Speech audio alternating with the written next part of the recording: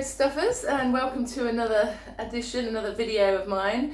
This one's all about comfort cooking, comfort food, and I'm going to share with you my recipe for a quick and easy cauliflower cheese, one of our favourites in this house. So what you're going to need is a steamer, a 3-tiered steamer like this one, which is the best thing for cooking cauliflower really quickly. You'll need a dish, a Pyrex dish or oven dish that will hold the cauliflower and the cheese sauce. And the good thing about these 3-tier steamers is, you can see I've steamed the cauliflower here. It's all ready to go, it's already cooked, so I'm about to take it out and pour it into the dish. There's one lot. Oh, it's very steamy. And then there's the second lot there. Now I've used the large cauliflower, so depending on how many people like it and how many, this will serve 4 quite easily. Just spreading the cauliflower out, letting that just cool down for a minute, but that's cooked already. So that's why it makes it so quick and easy. And then using the pan that I had the water in, I'm going to make the cheese sauce. Now for a cheese sauce, for any type of white sauce, we create what we call a roux. And a roux is a basis for things like cheese sauce, parsley sauce. You can make, it's a base for all those sort of creamy sauces. A bechamel sauce if you're making a lasagna. And the ingredients, there are only 3 key ingredients for a roux. The first is butter. As you see here, I've got some butter. So you need quite a lot of butter for this actually. I'm probably going to use, that's a sort of a pat there. I'm probably going to put about 1/3 of that in, so it's quite a lot.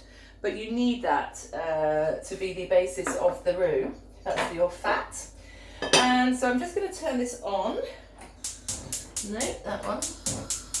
There we go. Not too high heat. You want it on want it on a medium heat. I'm just going to let that butter cook off. Okay, let the butter melt. The pan's already fairly hot from the hot water. And then I'm going to use, now I'm gluten free, so I use corn flour, but you can use plain flour if there's no one in your household that is gluten free, but I always use corn flour and it's perfectly alright. So it's good, particularly if you've got people coming around who you're not sure about. You can make sure, there we go, now that is quite warm. I don't want to burn the butter, but that's almost melted now. And then the third thing is some milk, and I'm just using normal semi-skimmed. So the first thing you have to do is add the flour, and I'm going to use, you have to kind of go on, trust a little bit, I'm going to use like 1, 2, because I want quite a lot of sauce, 3 heat dessert spoons, and then you get a whisk, and the minute that will start absorbing the butter immediately, and you will see it kind of almost becomes like a pastry. I don't know if you can see that, it's like a ball. And the idea is you need to cook off the flour, otherwise when you make the sauce, if you don't cook it off properly, it will become quite grainy, a bit powdery. It's not as nice to eat. So I'm just putting that around. You can make it in a non-stick pan if you like, but I just want to save on washing up, so I'm using this one. So I'm cooking this, I'm whisking this around, and it's becoming, as the two are combining, it's becoming a little bit more liquid. I think you can see there, quite a warm thing, and it starts to break down and it starts to look a bit more sauce-like, and that's an indication that the roux is starting to come together and cook. And the next thing, now the only thing I need to put back into this now is the milk, and we just keep adding the milk and stirring the whole time. So this is not one of these things you can leave. You do have to keep stirring. So that looks like it's cooked off quite well now.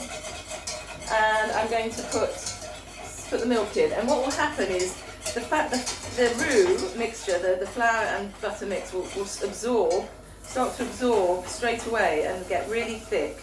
Can you see how thick that's becoming? It's going back to that kind of pastry-like consistency. So you have to keep adding milk and stirring all the time to make sure it doesn't burn. So bit by bit, but don't put it all in at once, because it just doesn't work as well. And as it thickens and the milk gets absorbed, you just add some more. So bit by bit. And you're going to use quite a bit of milk. If you don't have enough milk, then you can always add a bit of water. It won't be quite as nice, but it should be fine, particularly if we're going to put cheese in it. So there we go, I'm stirring, adding milk as we go. And that's basically, this is the roux now coming together. The reason you can use a wooden spoon for this, but I prefer a whisk because it means that it's less likely to get lumpy. Some more milk.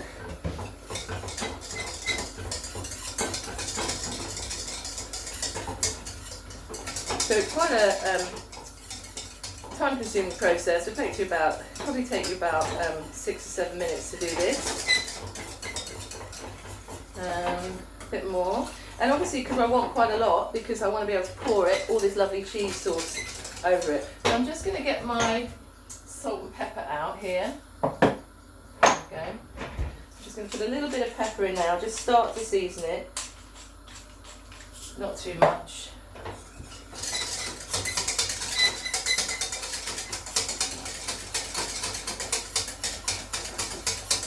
Still thickening up.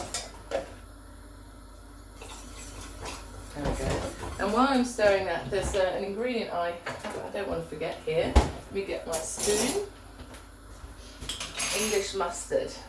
So the final two ingredients that will go in will be the English mustard and the cheese. So keeping stirring.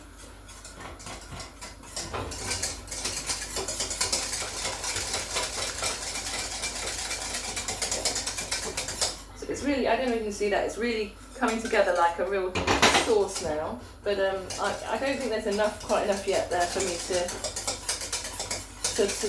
turn it into a sauce. So just keep adding. I mean, I've used, that's what, half a litre.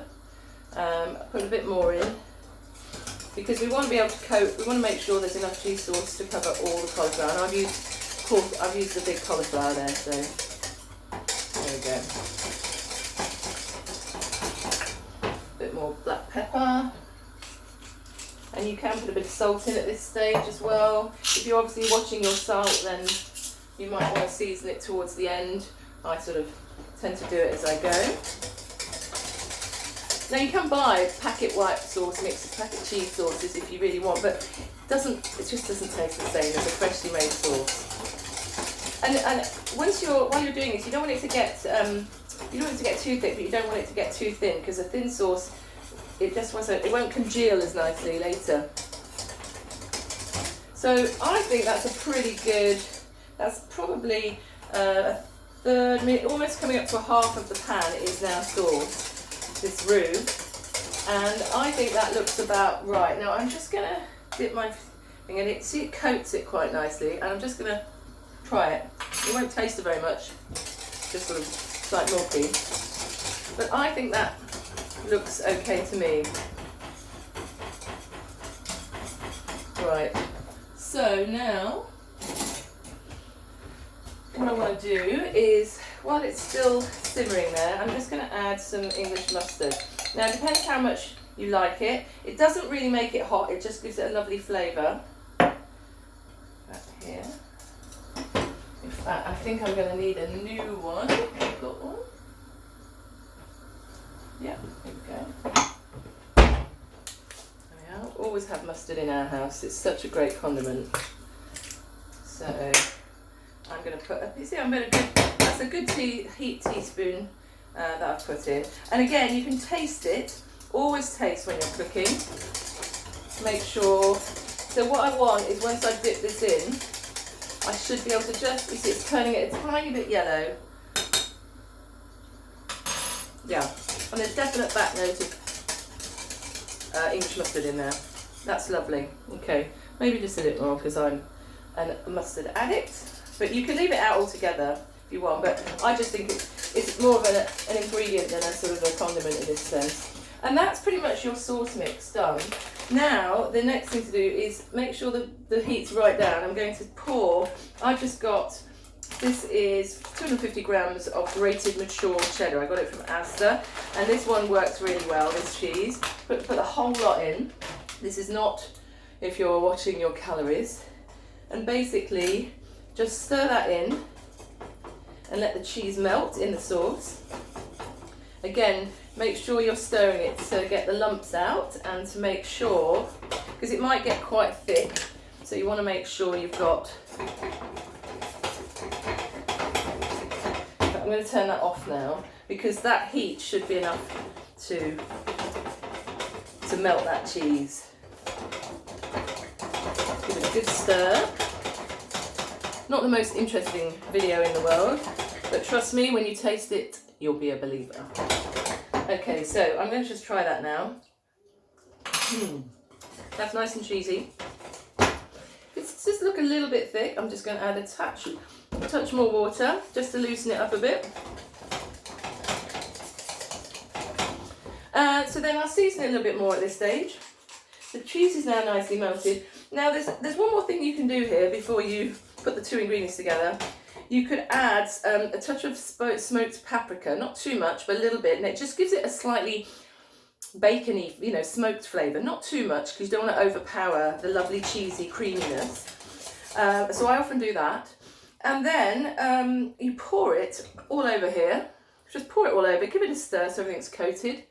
Then you whack it under the oven because everything's cooked. So it's literally just what you want to do is let it bubble and get a nice crispy top. So put it in an oven or under the grill for 10 minutes. Just keep an eye on it. And that is your cauliflower cheese. So hope you enjoyed it. The recipe and some links will be on the page. Enjoy your comfort food.